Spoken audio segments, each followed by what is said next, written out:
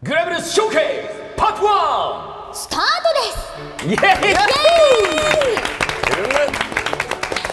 はい、この番組は先日ついに発売日が発表されましたグランブルーファンタジー VS ライジングとグランブルーファンタジーリリンクに関するこれまでの情報のおさらいから最新情報、さらには今回初公開の実機プレイシーンなど情報盛りだくさんでお届けする2タイトル合同での情報番組となっております、本日 MC を務めさせていただくのはグランブルーファンタジーでシェロカルテ役を演じております加藤エミリです。よろしくお願いします。はい、そして、一緒にお届けするメンバーはこちらの皆さんです。どうもじゃグランブルーファンタジーでランスロットとグランとあといろんなサジタリウスを演じますおねぎです。よろしくお願いしますそしてはい、ルリアを演じております遠山奈緒です。よろしくお願いします。そしてはい、パーシバル役の大阪亮太です。よろしくお願いします。はい、というわけで皆様よろしくお願いします。お願いしますさあ、ついに両タイトルの発売日が発表されました。楽しみですね。はい楽しみです。本当ライジングは実はベータテストももう実施されておりまして、そうなんです。皆様楽しんでいただけたようで何よりです。はい。そしてリリンクはね、皆様もたくさん楽しみにしていると思うので、より詳細な情報をね今日お届けできればなと思っております。ゲームプレイもねお届けできるってことそうなんですよ。楽しみですね。楽しみですね。はい、それではですね、本日のお品書きをご覧ください。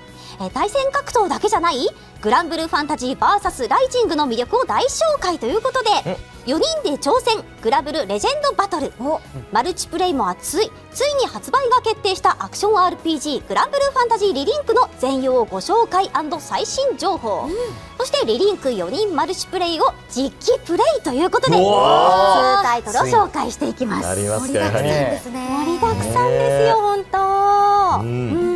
どうなっていくのかね楽しみですけれども、はいこれバーサスで初めてこう対人格闘に触れたっていう方もね結構いらっしゃると思うんで、いや本当にこれがどうなっていくのかっていうのもちょっとパワーアップ度合いとかもね、確かに、気になるところではありますよね。ねえ、すごく本当に遊びやすかったのが、うんどうパワーアップしたのか、私実はもうねちょっとベータテストやったのでまたちょっとだけそうなんですレポートおよ。願いしたい。はい。今日は2タイトルもあって、なんかこんなにこうゲームのコントローラーとかをあんまり持ったことない私がここに来ちゃってよかったのかなって思ったんですけど、でもゲーム初心者ならではの目線でトイマができるなら私も僕もできるかもって思っていただけるような情報をお伝えできればなと思います。確かに超初心者視点でやるゲーム。そうなんです、そういう役割を今日は担ってですね、登場しておりますので、ぜひそんな視点で皆さんにも楽しんでいただけたらなと思っております。いやでも本当リリンクはね、プレイするの僕ら初めてですし、誰よりも早くプレイさせていただけるっていうことで、確かにまあやっぱりそのね楽しさが伝わるようにね。本当生だ、右も左もわからない。そうなんですよね。そうだよねそれもあるだろうけれども、そんな初心者でも多分楽しめるゲームになってると思うからね、ぜひね皆さんにその楽しさをね伝えていけたらなと思いますね。はい今まではい。の途中経過の状態でプレイしたことあったけど、一応完成版としてねプレイさせてもらうのは完全に初めてっていうことになると思うんで、ちょっと楽しみにしたいなと思います。はい。それではですね、一つ目のタイトルの紹介に参りましょう。グランブルーファンタジー VS ライジングです。はい、まずはグランブルーファンタジー VS シリーズについてご紹介いたしますね。はいこちらのご紹介はなおちゃんからお願いします。はい。グランブルーファンタジー VS は洗練されたグラフィックとシンプルな操作で奥深い駆け引きが楽しめる対戦アクション RPG。格闘ゲーム入門に最適なゲームシステムで初心者から上級者まで幅広い層に遊んでいただける内容となっていました。発売時点でのプレイヤブルキャラクターは11人でしたが、最終的には合計24人まで追加されました。いやすごいね。倍以上になってる。あらま。本当だ。うんそんなグランブルーファンタジー VS ですが、なんと今年全世界100万本セールスを達成したそうです。いやだって今格闘ゲームってね結構続編ものが結構多くなってくる中、これ新規で改めて出てきて100万本超えるってまあないことですからね。そうだよね。すごいことですよね。快挙だよね。ではその大会についてもご紹介しましょう。格闘ゲームならではの展開として e スポーツの大会なども活発に行われています。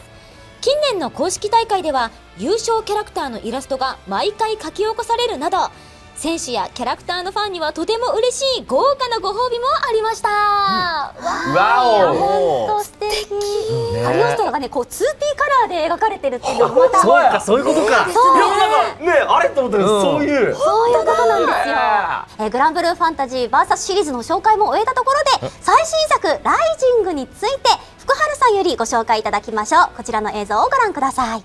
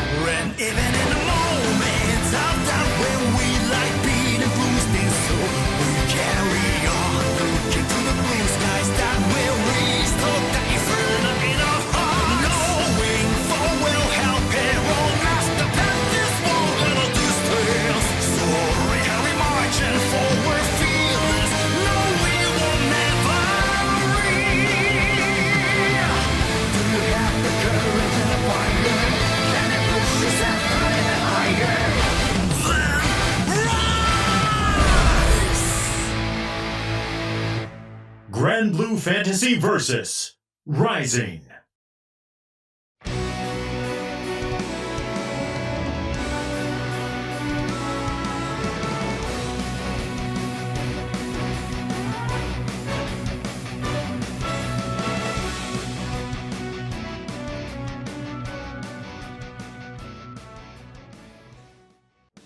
皆さんこんにちは。グランブルーファンタジーシリーズディレクターの福原です。改めまして今回はグランブルーファンタジー VS ライジングとグランブルーファンタジーリリンクのゲーム内容のご紹介と新情報をいくつかお伝えしていければと思っております。よろしくお願いします。それではまずライジングから参りましょう。対戦格闘ゲームの間口を大きく広げた GBVS、 その全ての要素においてパワーアップしたのが最新作グランブルーファンタジー VS ライジングです。前作以上に多くの方に楽しんでいただける対戦格闘ゲームを目指し、現在鋭意開発中となります。今回は本作の特徴となる部分や前作からパワーアップした要素を中心にご紹介していければと思います。まず GBVS シリーズ最大の特徴となるのがワンボタンで必殺技を出せるクイック入力です。 R1 ボタンまたは方向キーと R1 ボタンの組み合わせでどのキャラクターでも全ての必殺技を発動させることができるようになっています。キャラクターごとにコマンドを暗記する必要がないので気軽にいろいろなキャラクターの操作を試すこともしやすくなっているかと思います。それに加えて今作では新たなバトルアクションが多数登場します。アビリティの強化版として奥義ゲージを消費して発動するアルティメットアビリティ、ド派手な演出を伴う強力な技ですが、こちらも R1 プラス特殊技ボタンで簡単に使用可能です。この他にもダッシュ攻撃、レイジングストライクといったアグレッシブに攻めていけるアクションが全てのキャラクターに追加されています。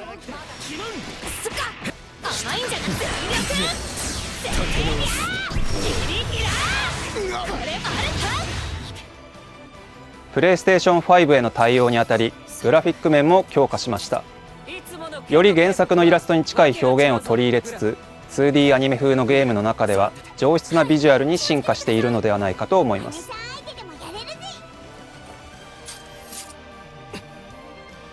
ヒットエフェクトはリニューアルされているほか、カットシーンの VFX も細部までブラッシュアップされています。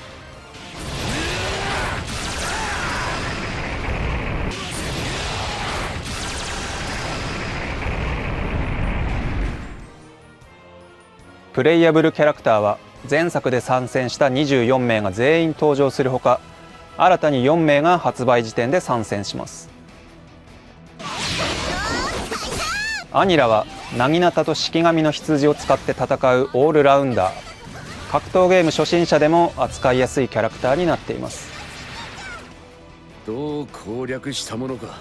ジークフリートはリーチを生かして相手をねじ伏せる近中距離制圧型アタッカー、自身の HP を犠牲に攻撃力を高めるなどややピーキーな性能も持っています。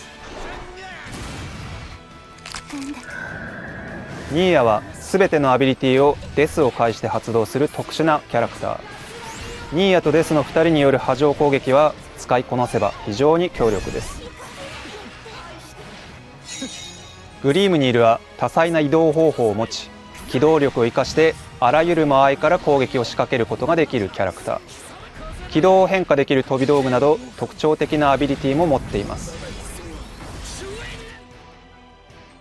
またもちろん発売後も継続的にキャラクターが追加されていきます。発売から1年間の間で6キャラクターを追加する予定となっており、どんなキャラクターが参戦するかは今後順次公開していきますのでお楽しみに。ストーリーモードは前作の RPG モードにあたるコンテンツです。前作50話までのストーリーも全てライジングで楽しめるのですが、ボリュームアップに伴って育成要素は省略し、ストーリーとバトルを集中して楽しんでいただけるモードとしてリニューアルしました。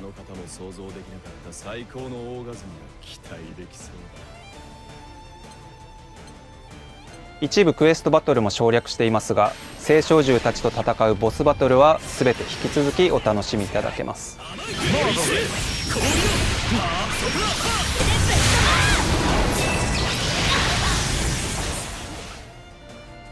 そして前作分を第1部第2部とし、最終章となる第3部が新ストーリーとして展開されます。第3部では前作で登場した全てのキャラクターに加えてライジングの新キャラクターたちも登場し、物語は新たなクライマックスへと向かっていきます。グラブルのスピンオフストーリーとしても興味深い内容になっているかと思いますので、どうぞお楽しみに。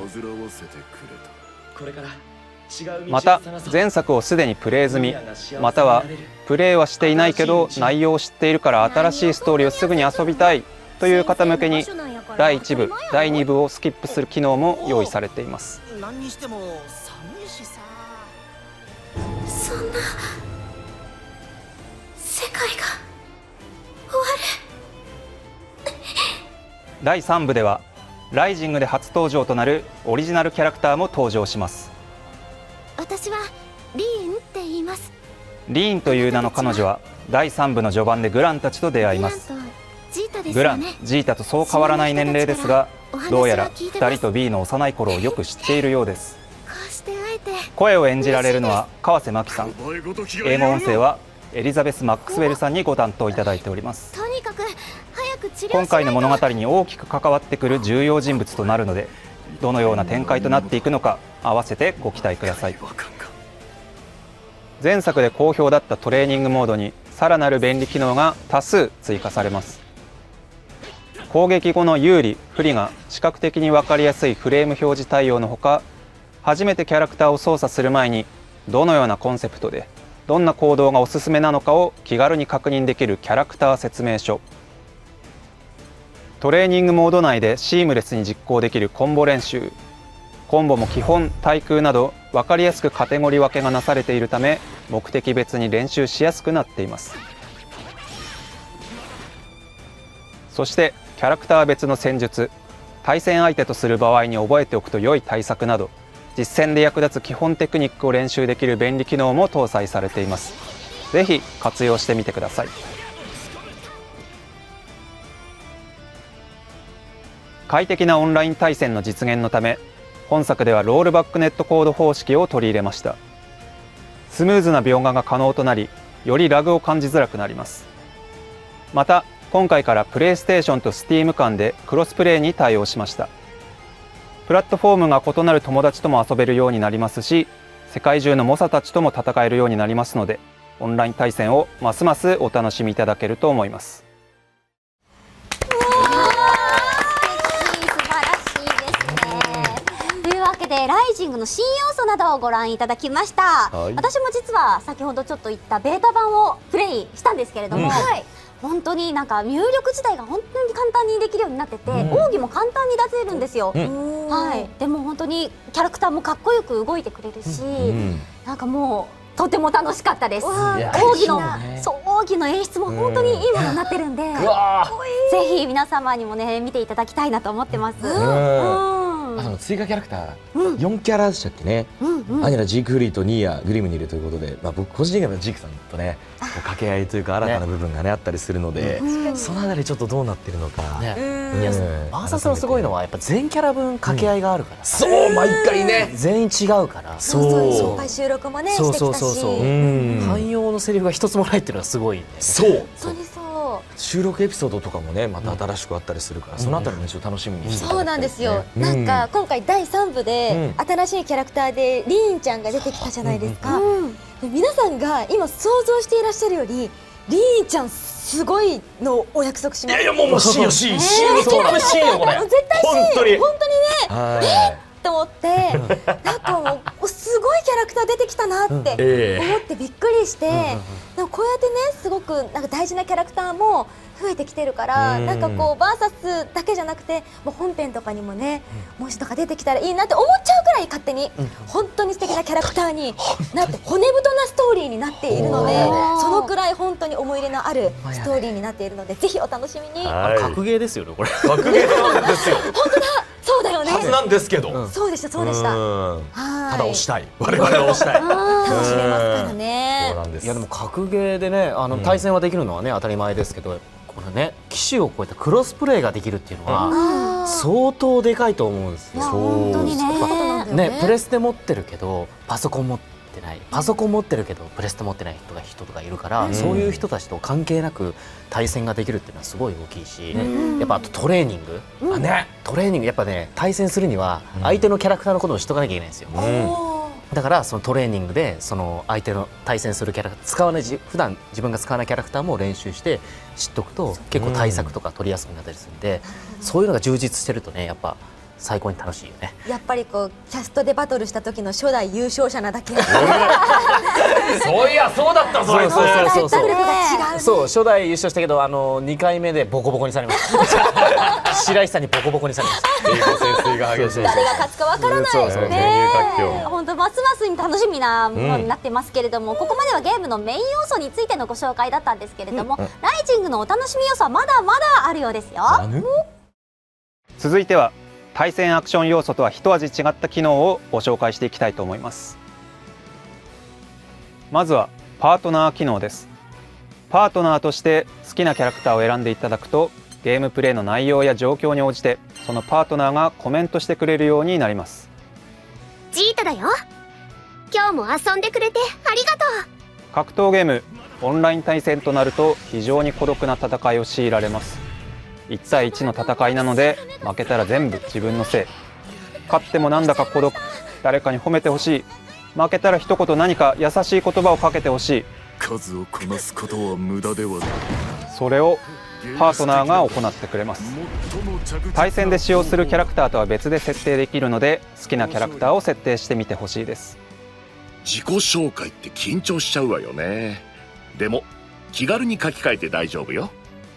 私たちの邪魔をする人はみんな消しちゃおうね。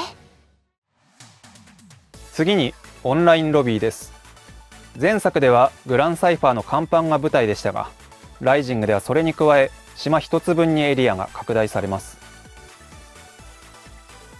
ゲームセンターやサッカーコートなどさまざまなロケーションも存在しており、滞在しているだけでも楽しい気分になれる空間に進化しました。そしてロビーアバターを使ってゆるいバトルを楽しめる専用モード、グラブルレジェンドバトル以下グラバトも登場します。さまざまなルールのパーティーゲームを楽しめるのですが、いくつか簡単にご紹介いたします。ライジングダッシュ、さまざまなゲームルールのうち最もベーシックなものです。いろいろなアトラクションを攻略しながらゴールを目指す障害物競争です。アイテムを使って相手を妨害したりなど、逆転要素も多数盛り込まれているので、とてもラフに楽しめるものになっていると思います。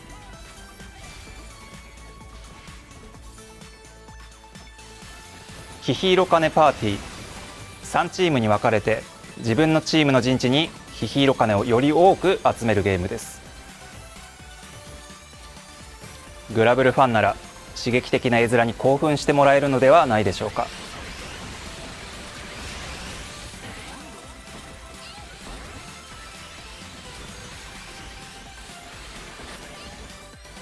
キングオブタフネス、ベルゼバブが落とす爆弾で足場が破壊されていきます。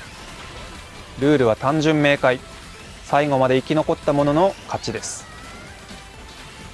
グラバトのゲームルールはこの他にもいくつか存在しますが、今後また別のタイミングで改めてご紹介していければと思っております。また今日はスタジオの皆さんにもこの後実際にプレイしていただきます。よろしくお願いします。そして最後に今回初公開となる新モードについてご紹介させていただきます。デジタルフィギュアモードという新モードが登場します。 GBVS に登場するグラブルキャラやオブジェクトなどの 3D モデルを自由に配置・編集を行い、自分だけのジオラマを作れるというモードです。原作グラブルのキャラクターファンの方にとっては特に嬉しいモードとなるのではないでしょうか。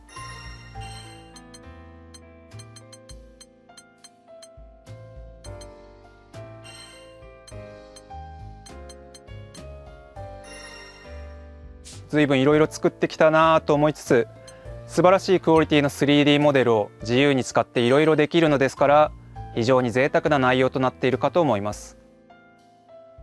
細かなパラメータも編集したり設定したりできるので、自信作ができましたらぜひ SNS 等で公開してみてください。公式のフォトコンテストのようなものも実施するべく計画中です。そちらは今後の続報をお待ちください。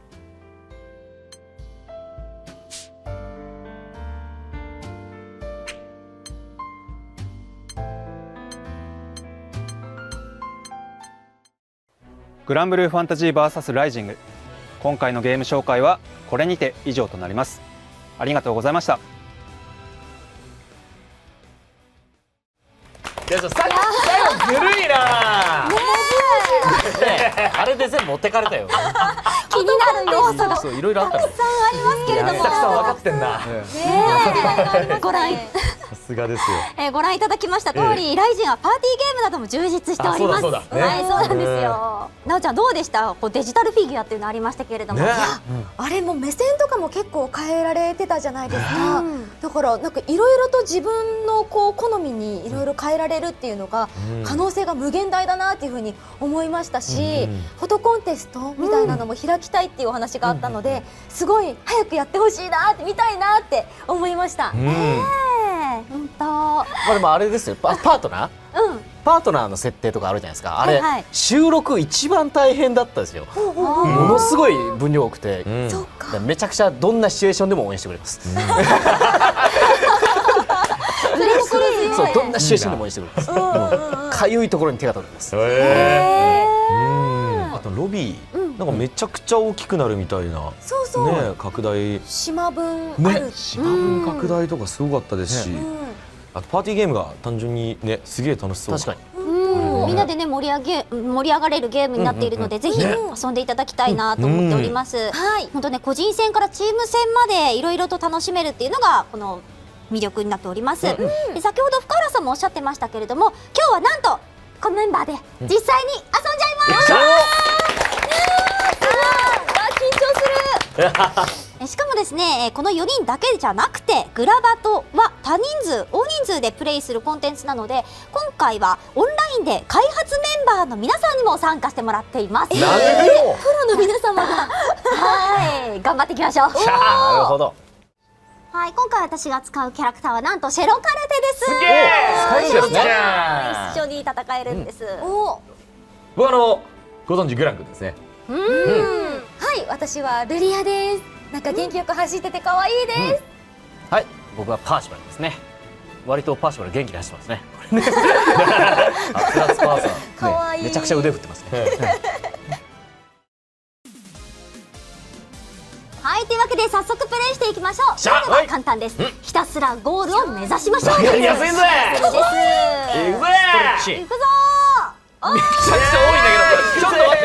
こんな多いの？めっちゃ多い。こんな多いの？こんにちは。わーいわーい。開発お疲れ様です。ビッグだ。やばい。頑張れ。戻された。でっかいやついる。戻された。スティバさんめっちゃでけえじゃん。なんか私エビを持ってる。エビを持ってる。なんかエビを持ってる。どうして？どうして？ビッグ。私もエビ持ってる。ちょっと待ってくれ。いつ持ったんだろう。なんだ今の。誰だ？何？おいけた。お、トイマ本当なんかエビ持ってんね。エビ持ってます。なんだろう。でもエビが爆発しましたよ。さっき。エビが爆発危険ですな。あ、そっち？なんだこれ。ちょっと待って。なんだこれ。どうした？りょうちんでかくね？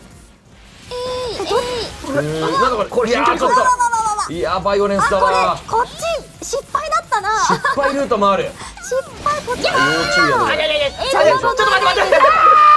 早い。なんかすげえ攻撃してる。いける。なんだかんだいける。危ねえ。なんだこれ。ハテナが取れないぞ。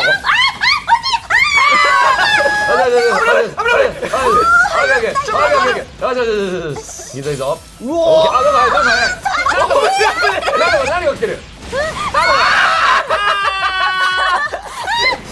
そういう周期なんだ。ひどすぎるだろ。ドタバタ。よいしょ。ここ鬼門だな。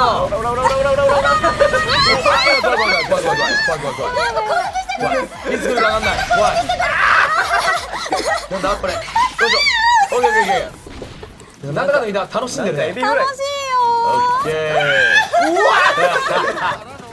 いいね。うわ見えない。ちょっと待ってくれ。スタッフさん。よっしゃ。これはいくな。めちゃくちゃ攻撃してくるぞ。きれい。私本当にが溜まってますよ。おいでやし。次ワンツーフィニッシュ。今どっちが先だったんだろう。面白い。多分りょうちんじゃない。完全にオリンピックみたいになっちゃった。面白い。よいしょ。いい戦いだぜ。頑張れ。私3位だったかな。すごい多分すぐ後ろにいたから。じゃあもう本当に3人同時みたいな。すごい。接戦だったんだね。よし頑張れ。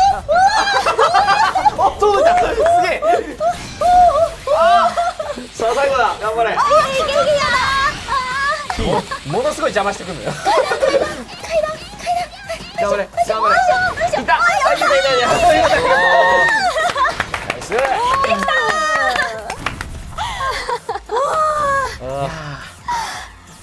すごい。第一戦でめっちゃ体力持ってかれるな。ちょっと。グリムネル頑張れ。階段さばきが鮮やか。イエイ。さすがですわ。はーい。ネクストステージ。いや次のステージすぐ来ますよ。うわ。ワク。やっぱいいねこうやってなんか何も考えずにみんなで盛り上がれるの楽しいですね。楽しいね。やりごたえあった。ね。お、これは？黄色金パーリー。面白そう。色金パーティーとなっております。はい、こちらはですね、3チームに分かれましてヒヒ色金を自分と同じ色のエリアに集めましょうというゲームになってます。こんぐらい欲しいな。なんかすごい引っかかるね。私風チームです。お、私も風ですね。同じチームですね。私です。どうやら。とりあえず持ってけ。どうだ。よし。裏。スマッシュとかできる？スマッシュ。よし、いけそう。オッケー。よーし。いざ。お、これどこだ？なかなかいいじゃん。あれないぞ。ないぞ。どこに生まれるんだヒヒ色金。あれなくなった。来た。なんかね投げ込まれて謎の箱がます。出現？どれ？あった。あ、上にある。オールキャット。なんかオールキャット。いけ。さっきまで持ってたのになくなった。なる。取られた。そんな。あ、オールキャット。強奪もあんのこれ。はい。このオールキャットに変身すると相手の陣地の虹色金を奪うことができるらしいんですよ。すっごい地道に集めてる私。で大量に変身するんですけど、ちみちみ持てば持つほどちょっとね歩く速度も遅くなるというね。なるそうなんだ。なんかみんな持ってる。よっしゃよいしょよいしょ。待て待て待て。これの問題。よいしょよいしょ。待て。なんちゃう客は。なんかすごい。これどうなってる。オールキャット来た。おいちゃん。他にはなんだそれ。よいしょよいしょ。わー、いっぱいゲットいっぱいゲット。なんてことだ。オールキャットになりたかった。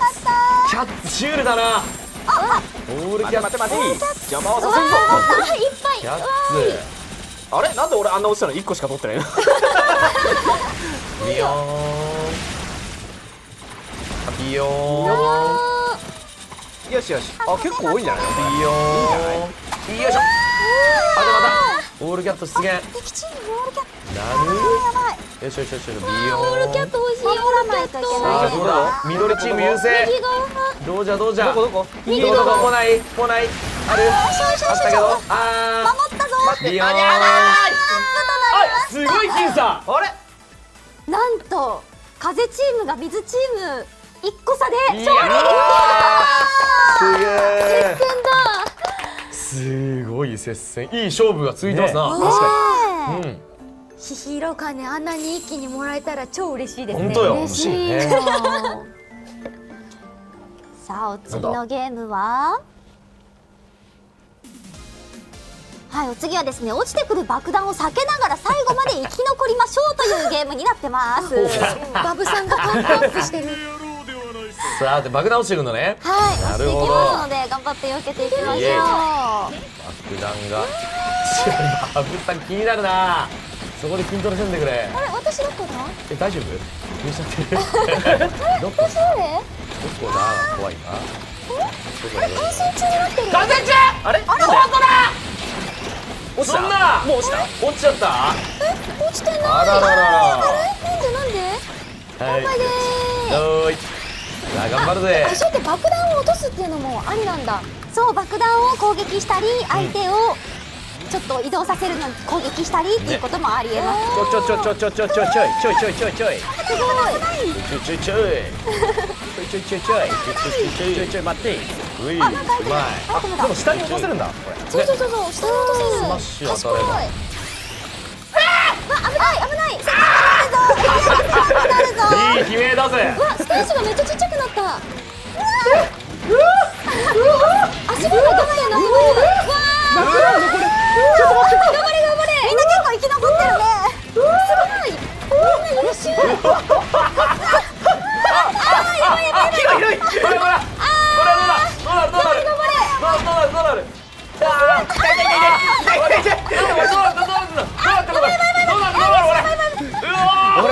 俺が生き残る。なんか生き残ってる。あ、死んだ。めっちゃ生き残ってる。最後一騎打ち？どうだ？やめて。どうだ？最後。りょうち？やめて。どうだ？最後。どうだ？ユーウィンで出ました、しろちゃんが。誰だ？誰が1位？私でも何位だろう。どうだ？しろちゃん。オッケー。ついでしょ。やったー。すげえ。いやーすごい。いや楽しかったね。最後の構成すごすぎるな。いやこれは盛り上がるね。楽しい。いや本当にいろいろとねこうダッシュできたりとかいろいろ戦略はあるので、ぜひみんなでちょっと楽しんでもらいたいなと思いますね。それではここまでご紹介したグランブルーファンタジー VS ライジングの商品情報についてのお知らせです。発売日は2023年11月30日全世界同時発売となっております。スタンダードエディションとデラックスエディションの2タイプが発売予定です。ここからはデラックスエディションについてご説明していきたいと思います。ちなみにこれスタンダードエディションっていうのはより通常版、デラックスは豪華版みたいな。はい、ね、そうなんです。ということでデラックスエディションの内容はこちらになっております。初期28キャラクターのカラーや武器スキンをはじめ、グラン&ジータの10点の極みに至りし者のコスチュームスキンやプレミアムアバターの美カラー、インもついてきちゃいます。さらに発売後に実装される6キャラクターの使用権も含まれたセットになっていますので、 GBVSR をたっぷりと楽しみたい方におすすめのエディションとなっております。じゃあもう最初に手に入れられるというか、後々出てきた時にもうすぐ使えるようになるってことですね。そうなんですよ。めちゃくちゃいい、うん、この極みスキンのジータとグランもめちゃくちゃかっこいいですよね、すごいよね。強そう、はい、ゲーム本編の最大72時間アーリーアクセス権も含まれているということなので、発売日から一足早くゲームをプレイした方は必見となっております。これデラックスエディションを予約すると一足早く遊べるっていうことですね。そうなんです。3日ぐらい早いってことね。それでかいですね。めっちゃでかい。大会とか出たい人とかはもう先にこうやって多分ね買ってやるっていうのはね、いいことですよね。スタートダッシュが切れるってことですね。アドバンテージをね生かしてやるってですね。はい。そして次はですね、グラブルスペシャルアイテムセット GBVSR パックのご紹介となります。プレイステーション版には原作グラブルで使用できるシリアルコードグラブルスペシャルアイテムセット GBVSR パックが付属します。10点集限界超越お助けセットか10賢者お手軽加入&領域開放セットのどちらかが選択制でゲットできちゃいます。アイテムの詳細は公式サイトに記載されていますので、そちらをご確認ください。なるほど。これ多分ねそれぞれのこうプレイタイミングによって違うと思うんですけどそうも、ね。富山これどっち？私はまた実験者仲間にできてない子がいるので、実験者にもう迷いなく使いたいと思います。そうだよね。これりょうちんはもう余裕で超越です。まあそうか。そうなんだ。なるほどね。絶賛超越中なんで私は。いや俺でも迷うな、そういう意味では。どっちもそうまだ賢者そんなに手つけてられてないのもあるから、このタイミングでねこれを生かして賢者の方も進めるっていうのもねありかもしれないから、いや迷いますねこれ本当に。本日これ発売前にねこんな感じで迷っていただけると思います。はい、ぜひ皆様もご検討ください。またこのシリアルコードは発売から4ヶ月間のみ付属となりますのでご注意ください。次に無料で GBVSR を遊べちゃうフリーエディションのご紹介となります。本日みんなでプレイしましたグラバトはなんとこのフリーエディションで無料で遊べちゃうそうですよ。すごいですね。はい。そうなんですよ。一部機能制限はあるのですけれども、格闘対戦では定期で入れ替わる4キャラクターが使用できまして、でストーリーも第1部から前作での第40話までなんと無料でプレイすることができるそうです。どういうことですか？すごいすごくないの話じゃないぐらいで、なんだこりゃ。なんか本当ソフト1本分無料で遊べるみたいな感じです。すごすぎる。すごいなこれ。ということはちょっと二の足踏んでる人とかはまずここから入ってみて面白かったらまた購入するみたいなね手もあるってことですね。そう気になるキャラクター使えるようにしたいから購入しようっていう風にねいけますし。なんかこうグラバトだけでも結構気軽にいろんな人とお友達増やして一緒にプレイすることもできるし、40話分ストーリー見たら絶対先も気になると思うので、ちょっと遊び尽くしてほしいですね。はい、他の製品版とかもね本当に今ねみんなと遊べるということですし、まずは触ってみたいという方はぜひフリーエディションをダウンロードしてみてください。そして最後のご紹介となります。なんと GBVSR のベータテスト2回目の実施が決定いたしました。2回目のベータテストでは本日私たちがプレイしたグラバトがプレイできるほか、1回目のベータテストを受けてのバトルの調整が行われているほか、ロビーマッチクロスプレイの追加などをしての実施予定となります。開催時期は11月上旬実施予定とのことです。続報は公式サイトや公式 X などでお知らせしていく予定とのことです。ぜひチェックしてください。もうこちらほぼ発売直前っていうタイミングだと思うので、より多分製品もう皆さんのお手元に届くものに近い形で楽しめるということになりますもんね。そのあたりも注目していただければと思います。さてライジンを実機プレイを交えてご紹介してきました。どうでしたか？実機でプレイした印象、グラバトとかもありましたけれども、やっぱグラバト本当になんかみんなでワイワイ楽しめるっていうのも、その事前のなんか練習とか知識とかあったった方が強いけれども、何もなしでも楽しめる、まずはこう触れてみてやってみて、みんなでやってみて、やっぱ順位がね上の方の人は何がうめえのかなみたいなことを研究しながらね、ワイワイ楽しみながらこう伸ばしていけるみたいなね、みんなで盛り上がれるゲームでいいですね。ねえ、なおちゃんなんかね、なかなかゲーム触れないタイプっていう風には言ってましたけど、なんか3ステージ目の、こう避けていくやつが、私開幕早々気づかず落ちてたのかなって思ったんですけど、どうやらヒヒの鐘の下りで負けたチームにいたから、3戦目はなんか観戦中みたいな。なるほど、映す価値なしになってひどい、まあでもそういうことだったらしくて、まあちょっとほっとしたんですけど、でもなんかそのグラバトめちゃくちゃ楽しいなって思って、ちょっとこの本番始まる前に1回練習しただけだったんですけど、きちんとゴールもできたし、なんか操作もすごい分かりやすくて、むちゃくちゃ興奮しました。保坂くんとかどうでしたか？そうですね、グラバトもすごい楽しかったんですけど、やっぱ格闘パートの方もやっぱね、会員入力とかも結構増えてきたんで、本当に初心者の方もねぜひ遊んでいただいて、まあオンライン対戦とかもねぜひ楽しんでいただきたいなっていうのを感じますね。はい、というところです。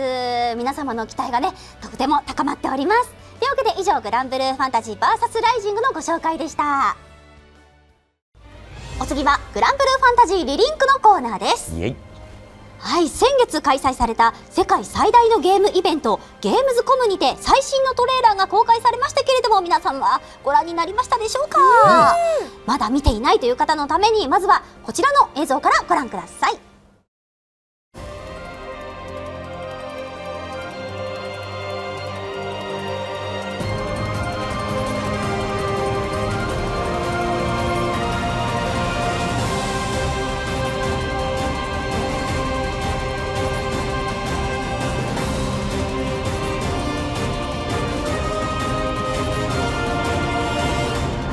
リリスの狙いは近畿の大聖少女アンラマインを復活させ、星の世界へ帰ること。力ある聖少女4体分の聖書を使い、今度こそ星の世界へのゲートを開こうとしています。聖少女、かつて破空戦争の際に生み出された星の民の兵器か。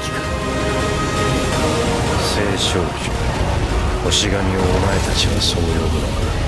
妙だわ、この子の力普通じゃないみたい。この大気の震えはまさか。宝の番人にしちゃ大げさすぎるな。私の声が届かない。星神よ、許したまえ。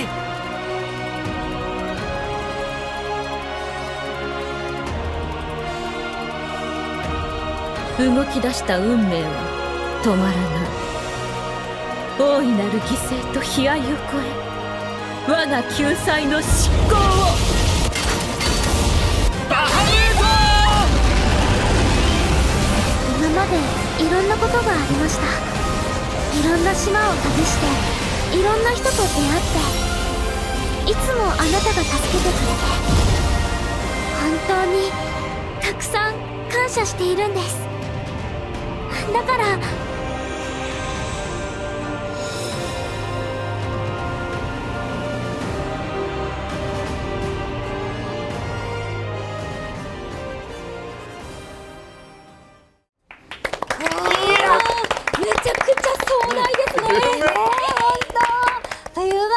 ついにグランブルファンタジーリリンク発売日が決定しました。発売日が決まった。やっとこの情報を皆さんにお届けできるということで、本当に私たちとしても皆さんにとっても待望のニュースだったと思うので、すごく嬉しいです。ありがとうございます。あとなんかまたね、デラックスエディションとコレクターズエディションそうみたいなね書いてましたよね。そうなんですよ。そちらもね後でしっかりと紹介させていただきたいと思います。でもまずは何よりもやっぱりね、ゲームの内容についてこのお二方よりご紹介いただきましょう。どうぞ。こんにちは。グランブルーファンタジーリリンクゼネラルディレクターの福原です。今回は開発ディレクターの梶と2人でリリンクについて紹介していければと思います。皆さんはじめまして、グランブルーファンタジーリリンク開発ディレクターの梶と申します。ついに発売日が決まりました本作について、見どころとなる部分などをたっぷりとご紹介できればと思っておりますので、よろしくお願いします。前半は僕福原の方からゲーム全体の概要について、後半は梶よりゲームシステムの細かな紹介や魅力などについてお伝えしていきたいと思います。グランブルーファンタジーリリンクのゲームジャンルはアクション RPG となります。シングルプレイでじっくり楽しめるメインストーリーのほか、4人マルチプレイで共闘が可能な100種を超えるクエストなどのコンテンツがお楽しみいただけます。物語は主人公たちが広大な空の世界の一角、ゼーガグランデ空域にたどり着くところから始まります。島々を守護する聖少獣との対抗や暗躍する謎の組織アビア教団の出現など、さまざまな出会いと出来事を重ねながら空域全体を巻き込む大いなる運命に挑んでいくこととなるというグランブルーファンタジーリリンク独自のオリジナルストーリーが展開されます。原作のグラブルはプレイしたことがないけどという方でも十分に楽しんでいただける内容になっていますので、ぜひプレイしてみていただきたいと思っています。私の力を使ってください。ルリア B のほか、原作グランブルーファンタジーよりこれらのキャラクターが登場し、その全てがプレイヤブルとして操作可能。それぞれが個性的なバトルアクションのシステムを有しており、キャラクターの数だけ異なるアクション体験が楽しめるというところが本作の最大の特徴となっております。ちなみに登場キャラクターはこれまで公開しているもの以外にももう少し存在します。今回はここで初公開となるキャラクターをご紹介しましょう。いざ参ろうぞ。古今独歩の大剣豪ガンダゴーザがプレイヤブルキャラクターとして登場します。バトルスタイルはやはり真剣勝負。己の肉体を使いあらゆる敵をなぎ倒します。特殊技は聖剣好き。コンボを継続させることで古今無双流レベルが上昇していき、レベルが高いほど高威力の聖剣好きを繰り出すことができます。最大レベルで放つ聖剣好きは単発でボスの HP を数割減らすほどの威力になることも。使いこなすには少し慣れが必要ですが、ロマンだらけの性能は好きな人にはたまらないキャラクターに仕上がっています。ちなみに未公開のプレイヤブルキャラクターはまだおりまして、今後また別のタイミングでご紹介いたします。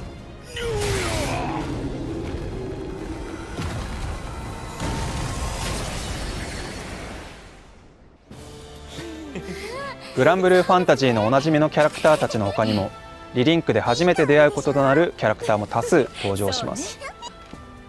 便利屋を名乗る男ローラン、ある事件をきっかけに主人公たちの旅のサポートをしてくれる協力者です。そしてアビア教団と呼ばれる謎の組織、主人公たちのゼーガグランデ空域来訪をきっかけに活動が活発化します。アビア参照に数えられる剣士イド、幾度となく主人公たちの前に立ちふさがります。共に行動していると思われる少女はルリアとよく似ていますが、教団の長であるリリス、最新トレーラーでは星の世界へのゲートを開こうとしていると語られていますが、果たして何者なのか。彼らを交え新空域でどのような物語が描かれるのか、想像を膨らませながら楽しみにしていただければと思います。はい、まずはリリンクがどんなゲームなのかをご紹介いただきました。ここまでご覧になっていかがですか？おなじみのキャラクターはもちろんなんですけど、新キャラクターとかも出てきて、ここからの物語がどうなっていくのか、皆さんワクワクされてるんじゃないかなって思いました。ねえ、本当。だからその数もすごい多いんですよね、キャラクターが。しかもなんか聞くところによると、このキャラクター一人一人で違うアクションゲームが楽しめると思ってもらえるようになっていると。すごいですよね。キャラごとにまたアクションが違うみたいなことをやってるので、実際にプレイしてみるのが楽しみなんじゃないかなと。キャラクターも多いですし、ストーリーやクエストなどもすごいボリュームがあるということなので、本当に楽しみです。そして発表されたガンダゴーザもすごい迫力があるキャラクターでしたよね。映像を見ていただいたのでよくわかると思うんですけれども、なおガンダゴーザのボイスについてはグランブルファンタジーと同じ柳田さんのお声でお楽しみいただけるようになっております。そうですか。いや嬉しいですね。僕らもやっぱりたくさん収録をね、新たにこれとこれとこれっていう形で毎回収録させていただいたんで、どういう形で追加収録したかもう覚えてないぐらい、延べ本当何回なのか分かんないぐらいね撮らせていただいたんで、楽しみです。それではですね、リリンクの紹介の続きに参りましょう。福原さん、梶さん、よろしくお願いします。ここまではゲームの概要について紹介させていただきました。僕からはここまでとし、この後は梶にバトンタッチしたいと思います。よろしくお願いします。まずはゲームがどのような形で進行していくかご紹介いたします。基本的にはメインストーリーを進めていくことでクエストをはじめとしたさまざまなコンテンツが開放されたり、特定のタイミングで仲間が増えたりしていくような流れとなっています。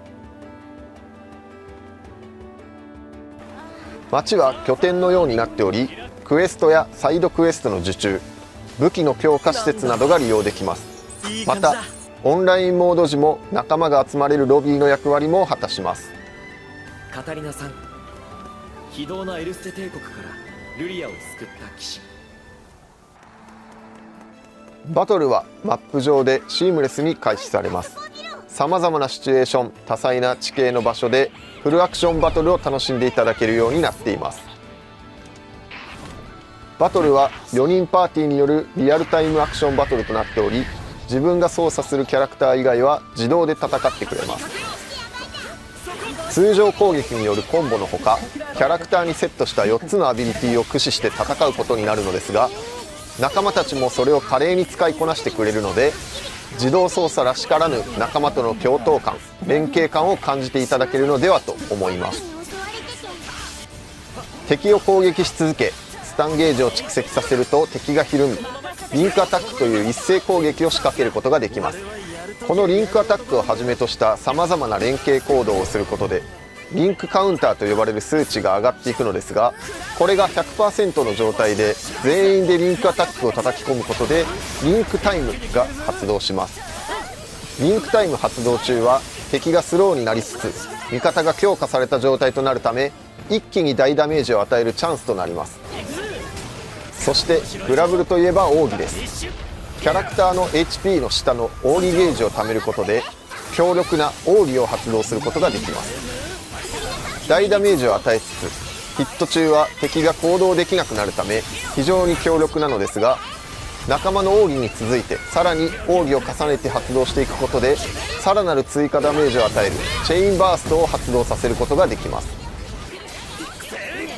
とてつもない爽快感が得られるグラブルならではの要素でもありますし、キャラクターの組み合わせによって掛け声なども変化しますので、ぜひいろいろな組み合わせで試してみていただけたらと思います。冒頭にもありましたが、キャラクターの数だけ異なるアクション体験が楽しめるのが本作最大の特徴となっています。ちょっとした映像だけでもそれを感じていただけるのではと思いますので、簡単な紹介とともにご覧ください。さあ無効化する。これならはダメ押しあれ覚悟、一気に型をつける。もらったちよなぎ払うファイヤー。やってやるわライトニング。これならまだよ、これでも食らえ。そこだ甘えぜ。それよ帰り討ちにしてやらぶっ飛べ。やっはっふっ、これで決めるわ。あらごめんなさい。ペッポ守りを頼む。はっふっそれはあやあそこだ。遅いな。サタンクロス気合い切り伏せる。いっただきこれでどうだ。オラオラオラオラオラオラオラオラ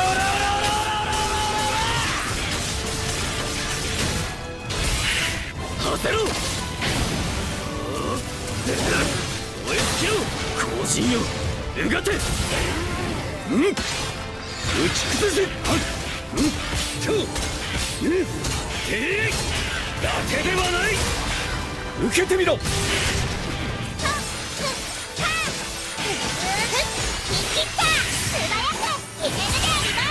詩人は己なし、新人は勇打ちなし。大松無限。はあた無駄。こっちへこっち。空バスどこ見てんの。はいおまけ、こいつで黙らせる。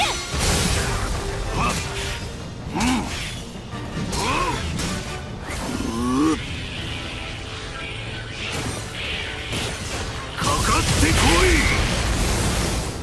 こいナットランはわし参上。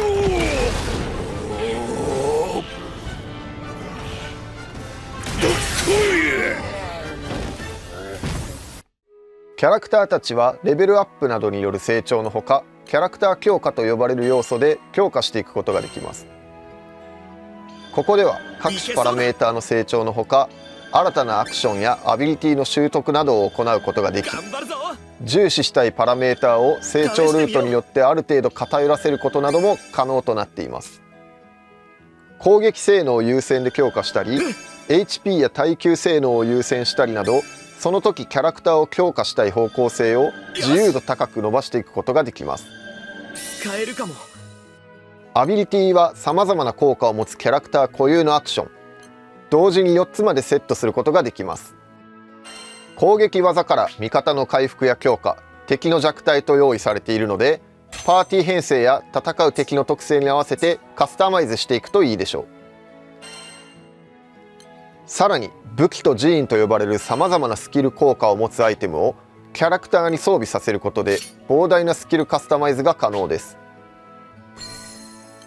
単純に攻撃力や HP といったパラメーターをブーストしたり、ジャスト回避時に追加のバフ効果を得られるようになったり、 HP が減少するほど攻撃力が上昇する能力を得たり、かなり幅広いカスタマイズが実現できるかと思います。自分のプレイスタイルに合わせ自分好みにキャラクターを成長させていきましょう。武器は鍛冶屋という施設に素材を持ち寄ることで作成することができます。武器ごとに特化パラメーターや固定で持つスキルが異なるので、これもプレイスタイルやパーティー編成に合わせて組み合わせ育成を楽しんでもらえればと思います。よろずやシェロカルテも登場します。トレジャー交換や寺院交換が行えるほか、戦闘エリアでは回復薬を補充してくれたり、鍛冶屋の代わりもしてくれるなど頼もしい存在となっています。最後にクエストカウンターについてです。街には気空団連合ラファールが運営するクエストカウンターがあり、さまざまなクエストを受注することができます。クエストはさまざまな種類があり、強敵となるボスを討伐するものからエリア内に存在する多数の敵を制圧するもの、護衛対象を守り抜くものなど100種類以上のクエストが用意されています。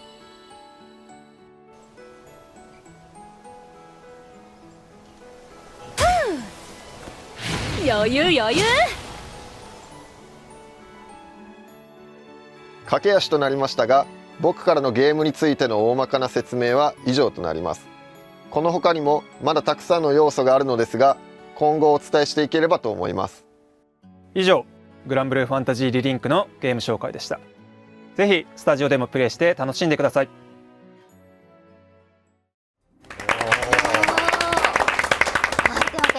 内容を詳しくご紹介していただきましたが、皆さんいかがでしたか？いや、なんかちょっと見ただけでもかなりこうバトルアクションとかが細かくて、多分本当キャラクターごとに全然違う動きしてるんだろうなと思って、操作性とかも結構それぞれ違ってきて面白くなるんじゃないかなというふうに思いました。あとキャラクター強化、人によってどこをねこう重視するかみたいな部分が違うと思うんですけど、多分攻撃力特化でこうガッとね振っちゃってねガンガン攻められるように僕はしたいかなと思いますね。サポートもできるしね。とかね、あとね武器の強化とかもね結構あったりとか、だからいろんな成長っていうのが楽しめるっていうから、だから本当人それぞれなんか全然違うパラメータになったりするんだろうなっていうのを思うと、いや本当楽しみですね。個性出るよな。楽しみですが、それではここから実機プレイに移りましょう。はい、ということで全員がねクエストカウンターに集まりましたので、プレイしていきたいと思いますけれども、今回私が使用するキャラクターはヨダルランハになってます。さあそして小野優はほいほい見てるとランスロットをねぐるぐると回してますよ。すごいよなこの動き。ジャンプしながらそんなくるくる回れる？華麗だ。そんなことある？慣れてる。なおちゃんは何のキャラクターですか？私はラカムです。おお、ラカム。なんとラカムです。はい、でもなんか銃だからこう遠くからこう攻撃もできるっていうことで、結構初心者向けのキャラクターなんじゃないかなと思います。なるほど。大坂くんのキャラクターは？僕はもちろんパーシバルでございますね。はい、それではですね、早速クエスト出発してみたいと思います。これ行くぞこれ。いらっしゃい。準備 OK。お、出発。いったー、グランサイファー。グランサイファーでかすぎるな、こう見ると。めっちゃ綺麗。改めて大きいんだね。うわ、来た。すげえ振動するぜ。びっくりした。お、よく見るモンスターじゃないですか。ストーンダイルさん。こんな強そうだっけこいつ。でかいよね。やばい、いきなりかい。おいおいおい。先生攻撃食らってんじゃないよ。頼むぜリンクアタック。これがどう入ったみんな。入った。結構大事らしいよ今の。1マスって出たよ。出た。オッケー。今の OK ですか？待て待て。よしよしいいぞ。さあ。みんなで追いかけっこ。ほい。待って今なんかリンクの17%とかってなってるね。リンあ、本当だ。なんかあるね。パーセンテージがいろんな要素があるな、やっぱ戦闘1個取っても。おーと来るのやめてまたやめて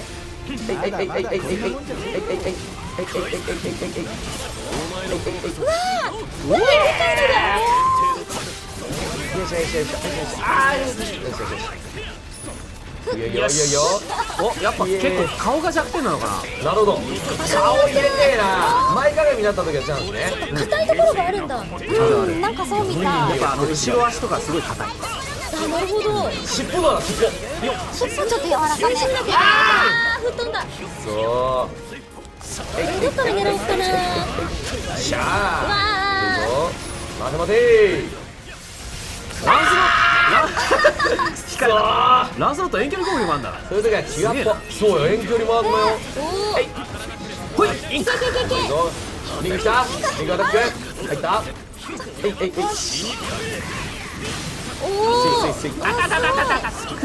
よしよしよ。近距離で遠距離攻撃をする。行くぜ。なんかいっぱい。私、オーディー溜まった。溜まった。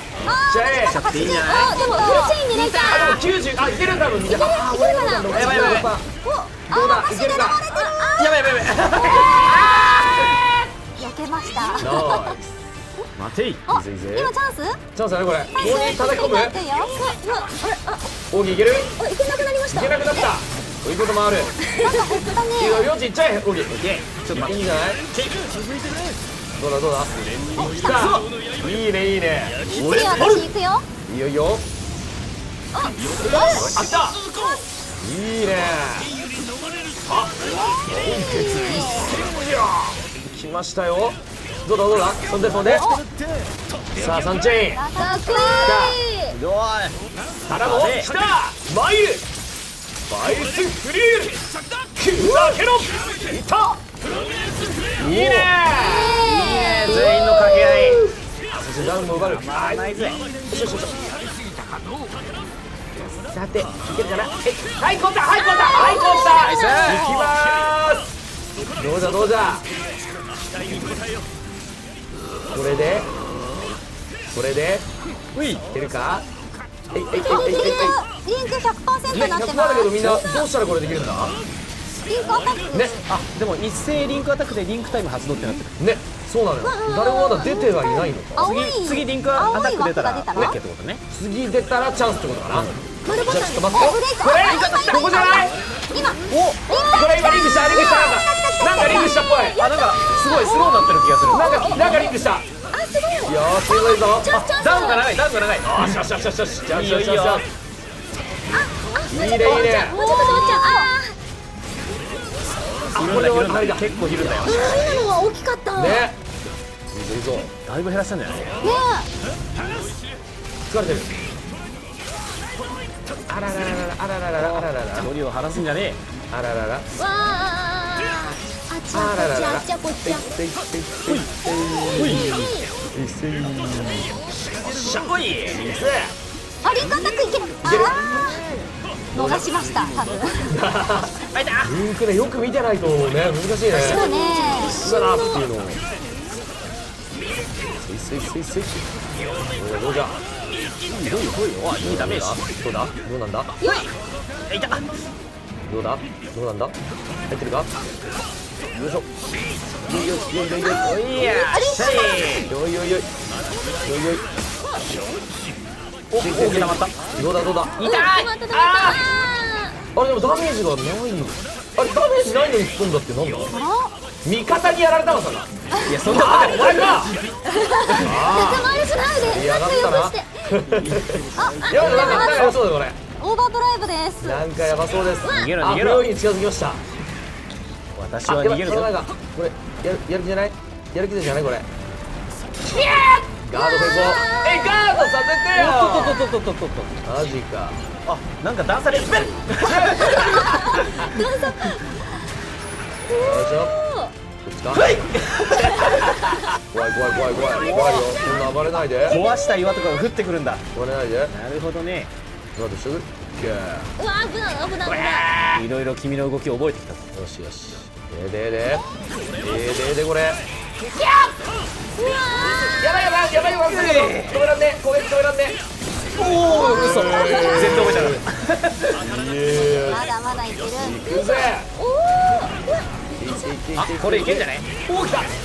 オギ凍らせたのに。せっかく凍らせたのに入る。絶対入る。凍った時なら入る。よしいいぞ。続ける。いける。いけた。バイス振り上げる。いける。もう一丁。さあどうだ。続け。いける。さあヨダジーノ。ガクなってるよ。いいね。ダウンしてる。さらに。よし。いいぞフルチェ。決まった。いやーチェンバいった。リンクもある。リンクもいける。たまった入った。攻め時きた。一回もうスローになっよた。しいいぞ。おおすごい。いいぞ。インパルス。これアビリティのたまりも入ってますねもしかして。確かに。ね。なんかすごい連打できますもん。ね。そういうことか。発動も入るんですよね。分かってきた。素晴らしい。有利になるんですね。あーなんか積んで急に動くからね。あと1%。そうはいくか。これだ。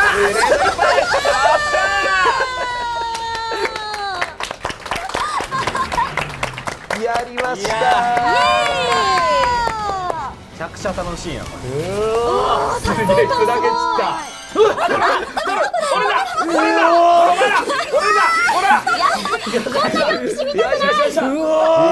コメントとしてはみんなのおかげだなとか言ってんだけど、そんだけさらされねえ。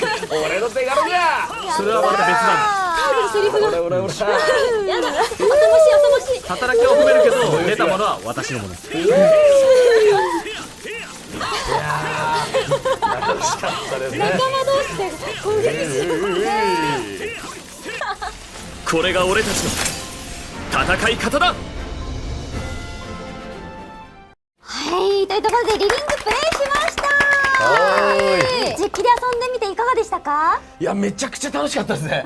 途中やっぱこう撮っていただいていることを忘れてみんなの中で今どんなゲージ溜まってるのみたいな感じのめちゃくちゃ前のめりになって普通にやっちゃったので、いやめちゃくちゃやっぱリンクアタックのね爽快感とかもそうですし、チェインの猫の楽しさとかみんなでやってても楽しいですね。一人でやった時どうなるかはねちょっとわかんないですけど、一人でもなんかわーわーやってそうだな。でもそれこそネットで協力プレイとかできるんじゃない。ねもうすごいかっこいいプレイがねたくさんできましたけれども、なおちゃん今回フルアシストモードだったんだよね。そうなんです、超初心者でも安心なスティック操作だけで敵との間合いだけを詰めれば、あとは攻撃とか回避とか全部やってくれるフルアシストモードっていうのでプレイしていたんですけど、でもなんか途中でちょっと遊び方が分かってきて、なんかここ奥義打ってみようかなとか、あ攻撃ボタンこれだみたいな感じでやると、そのフルアシストモードの最中でも攻撃を繰り出すこともできたりしたので、途中から普通に遊んでました。なるほどね。じゃあ任意でね、自動発動よりかは自分で出したいタイミングで技が出せるっていう。そうなんです。すっごく遊びやすかったです。はい。それではですね、グランブルーファンタジーリリンクの商品情報のご紹介となります。改めまして、グランブルーファンタジーリリンクは2024年2月1日に全世界同時発売となります。スタンダードエディションのほか、限定商品として2つのエディションも発売されます。デラックスエディションはご覧のインゲームアイテム特典のほか、特製アートブック、特製サウンドトラック CD、ポストカードセットが同梱された豪華版となっております。なんかグラブルのイラストはいつも本当に楽しみにしてるんですけど、このリリンクのアートブックもものすごそうで、早く手に取ってみたいですね。インゲームアイテムっていうのはこのリリンクで使えるアイテム。そうです。だから序盤がちょっと楽になるですね。いやありがたいよね。ただ個人的にちょっと気になるのがジーンっていうあれで排水3っていうのがちょっとね情報としてあるみたいなので、なんかいろんなスキルがありそうね。HP が減っていったらやっぱ攻撃力がみたいなね、本家のやつなのかちょっと楽しみですね。はい。そしてね、主人公の武器などもつくそうですね。でそしてコレクターズエディションではデラックスエディションの内容に加えまして、プロトバハムートスタチューフィギュアとエオスブレードという主人公の武器のメタルチャームが付属します。そうなんです。はい。今日はなんとですね、コレクターズエディションの実物をスタジオに持ってきていただきました。はい、グッズはこちらになります。はい。じゃあまずはデラックスエディション見てみましょう。はい、こちらですね。デラックスという形で早速出しちゃいますけれども、ちょっとパッケージからかっこいいんですけどね。ちょっとぜひゆっくり見ていただきたいんですけど、よいしょ、こちらね、ゲームがありまして、あら、これがスペシャルアートブック、噂のね。そしてこちらがこれですね。はい。これサウンドトラックだ。いっぱいついてるすげえ。サウンドトラックだ。俺も中はあんまお見せできだねって感じですけれども、あとポストカードも今お見せしてるんですかね。こちらもちょっといろいろついてるんですけれども、こんな感じの超美麗イラストがねついていますので、気になるね後ろ姿、はい、ぜひちょっと楽しみにしてください。はい。そしてコレクターズエディションですね。こちらです。見てください、こんな大きな箱がありまして、ねえ、こんなド迫力なイラストがあるんですけれども、これ裏側にもイラストがありまして、見てください。あら、まがまがしい感じ。なんかあるねこれ。ただならぬ雰囲気です。だいぶシリアスな感じですね。どんなストーリーなの？プロトバハムートスタチューフィギュア、そしてねこちらのブレードメタルチャーム。こちらなんですけども、ね、すっごい細かいんですよこれ。めちゃくちゃよくできてる。みんなわかんないでしょこれ。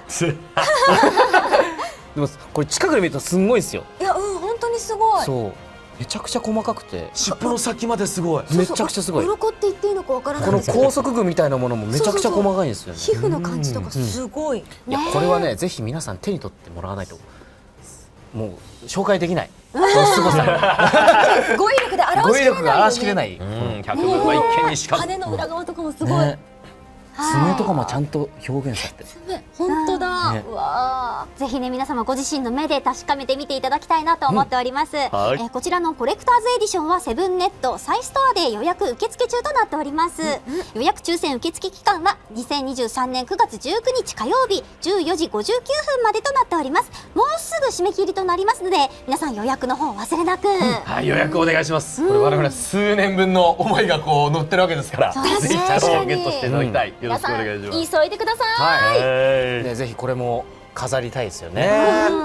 そんなに大きくないから逆に飾りやすいですよね。そうですね。はい、コレクターズエディション大変楽しみなものとなっております。次はプレイステーション版に付属する原作グラブルで使用できるシリアルコードグラブルスペシャルアイテムセットリリンクパックのご紹介となります。内容はジョブスキンの内容を除いて先ほどご紹介した GBVSR パックと同じものになります。両タイトル買えばどちらも入力可能です。すごい。どっちも OK なんだ。そうなんです。なのでね、2つ同じのもらっちゃうっていうことも可能です。素晴らしい。はい。以上グランブルーファンタジーリリンクのご紹介でした。お送りしてきましたグラブルショーケースパート1、そろそろお別れの時間となります。2タイトルの情報をたっぷりお伝えしましたけれども、大阪さんいかがでしたか？いや本当に情報たくさんありすぎて、でもたくさんある中でもまだまだ伝えきれてないことがたくさんあるんだろうなっていうふうに思うと、本当に発売日が待ち遠しいですし、僕も早くプレイしたいなっていうのを感じましたね。なおちゃんいかがでしたか？はい、今日はですね、たっぷりお話をさせていただいているんですけど、結構駆け足ではあったと思うんですよ。でもその中で本当に充実したゲームを2タイトルもずっと作ってこられていたっていうことで、私なんか本当に初心者なんですけど、すっごい楽しくって、なんか1回練習しただけで今日この本番を撮っているんですけど、なんか意外とできるかもっていう瞬間がたくさんあったので、ぜひグラブルをきっかけにゲームを始められたよっていう方もですね、気軽にプレイしていただけたらなというふうに思います。